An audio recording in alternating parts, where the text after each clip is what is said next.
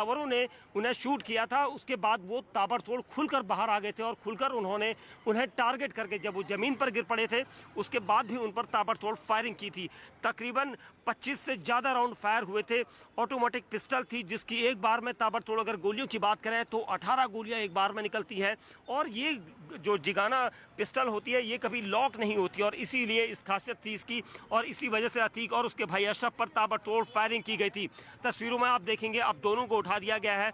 कैसे ये पूरा रिक्रिएशन हुआ था ये हम अपने दर्शकों को दिखा रहे थे, क्योंकि ये बहुत जानना जरूरी है। क्राइम के एंगल से इसलिए जानना जरूरी है क्योंकि जब भी कोई इस तरह की वारदात होती है जो सनसनीखेज होती है, जिसमें बड़ी घटनाएं सामने आती है, बड़ी ताबड़तोड़ फायरिंग होती है या चाकूबाजी होती है, कुछ इस तरह का होता है जिसमें पुलिस को लगता है कि कुछ आइडेंटिफिकेशन या फिर कुछ ऐसे सबूत कलेक्ट किए जाएं जो जांच में शामिल होकर मजबूती आधार प्रदान करें आरोपियों के खिलाफ, वो सब इस क्रिएशन में यहाँ पर नजर आ रहा है। और पुलिसकर्मियों ने दो अतीक और अशरफ की डमी बनाई थी। दोनों भाइयों को जीप में लाया गया था, शाहगंज थाने की तरफ से ये जीप में लाए गए। उसके बाद जीप से उन्हें उतारा गया। उतारने के बाद तकरीबन 20 कदम पर अस्पताल के अंदर लेकर गए। अंदर ले जाकर उन्होंने मीडियाकर्मी जो सामने की तरफ गेट की ओर मुंह करके खड़े थे उन्होंने उन्हें रोका। मीडियाकर्मियों ने कुछ सवाल जवाब किए।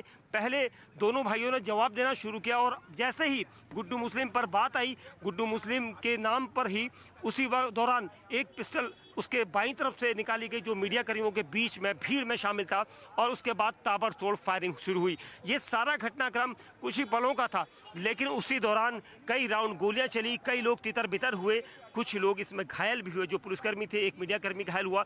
तो ये सब कुछ सीक्वेंस रिक्रिएशन का पार्ट था और इसी रिक्रिएशन को लेकर पुलिस की टीमें 3 दिन से एक प्लान बना रही थी, एक चार्ट बनाया गया। इससे कुछ देर पहले, 1 घंटे पहले यहाँ की पूरी जो डेमो बनाया गया था, जो यहाँ पर डायग्राम बनाए गए थे, ये सारी चीज़ें देखी गई थी।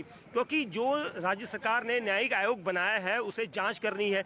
वो जांच करने के लिए 2 रिटायर्ड जज शामिल हैं, उसके अलावा एक बड़े रिटायर्ड पुलिस कमिश्नर हैं उसमें, और 3 लोगों की न्यायिक जो आयोग बना है उसके अलावा SIT अलग बनाई गई है। तो 2-2 टीमें यहाँ पर राज्य सरकार ने जाँच के लिए बनाई है। और ये आज रिक्रिएशन इसलिए था क्योंकि 4 दिन की रिमांड में तीनों आरोपी हैं, उनसे रिमांड में पूछताछ अलग चल रही है, लेकिन यहाँ पर रिक्रिएशन करवाया गया और ये तय किया गया है कि कितने सेकंड में, कितने मिनटों में ये सब कुछ हुआ, कितनी देर में उन्हें लेकर गए, किस जगह पर स्पॉट पर वो गिरे थे, स्पॉट से कितनी दूर पर खोखे पड़े हुए थे, किस जगह पर पिस्टल पड़ी थी, कहाँ पर आरोपी अपना पिस्टल फेंक कर नीचे झुक गए थे, क्योंकि भागने की कोशिश नहीं करी थी तीनों आरोपियों ने।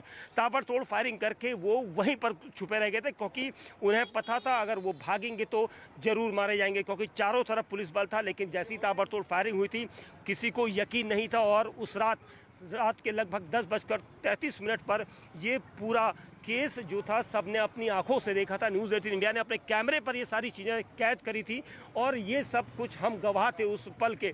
इसी वजह से हम आपको बता रहे हैं कि रात को जब अतीक अहमद और अशरफ को इस जगह पर लाया गया था तो इसी जगह पर उन दोनों भाइयों की निर्मम गोलियां मारकर, ताबड़तोड़ गोलियां मारकर हत्या कर दी गई थी।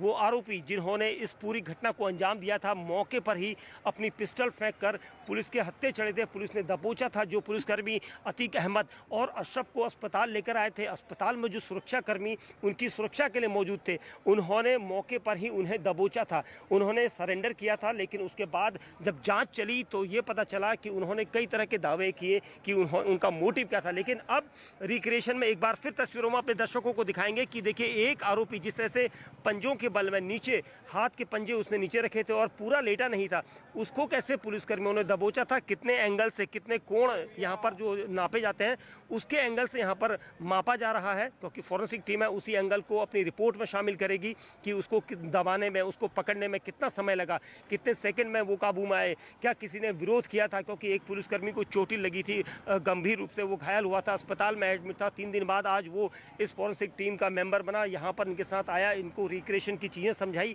उसके बाद ये रिक्रिएशन शुरू हुआ। कुछ मीडियाकर्मी बनाए गए थे यहाँ पर डमी के तौर पर, तो कुछ अतीक, 2 लड़कों को अतीक और उसके भाई अशरफ के रूप में पेश किया गया था और उसके बाद तस्वीरें आपके सामने थी। अभी भी पुलिसकर्मी और जो फॉरेंसिक टीमें हैं वो यहाँ पर देख रही हैं कि किस तरीके से ये सब कुछ हुआ था। और ये डमी जो यहाँ पर बनाई गई थी वो इसलिए क्योंकि क्राइम सीन में जब भी इस तरह के बड़े मामले आते हैं, सनसनीखेज मामले आते हैं, उसमें रिक्रिएशन बहुत ज़रूरी हो जाता है। आने वाले समय में भविष्य में न्याय में कोर्ट में कोई सवाल खड़े ना हो, इसको लेकर ये पूरी यहाँ पर तैयारी की जाती है और इसी वजह से यहाँ पर ये सब आप अपने दर्शकों को हम दिखा रहे हैं। उसके बाद देखिए कैसे उन्हें पकड़कर पुलिस लेकर गई, ये भी हम अपनी तस्वीरों में दिखाएंगे। पुलिस ने कितनी देर में इन्हें काबू में किया और ये सब कुछ आपने देखा था, आप तस्वीरों में देखेंगे। ये एक बार फिर पुलिस ने कितनी देर जल्दी उन्हें काबू किया था। उसके बाद पुलिस ने जो शाहगंज थाने से पुलिस टीम आई थी वो तीनों आरोपियों को दबोच कर ले गई। उसके बाद ये सब कुछ कैमरे पर था क्योंकि उस रात न्यूज़ 18 इंडिया मौके पर था और उसने वो सारा एनकाउंटर कवर किया था। उस वक्त जब वो हमला हुआ था ये सारा कुछ दिखाया गया था क्योंकि पुलिसकर्मियों को यहाँ पर 3 आरोपियों के रूप में पेश किया गया था और इसी वजह से ये सारा रिक्रिएशन यहाँ पर पूरा किया गया था। और ये रिक्रिएशन था, लेकिन हमने असल तस्वीर उस रात की भी दिखाई थी जब अतीक अहमद और अशरफ पर ताबड़तोड़ फायरिंग हुई थी और पुलिस ने कितनी जल्दी उन्हें काबू में लिया था।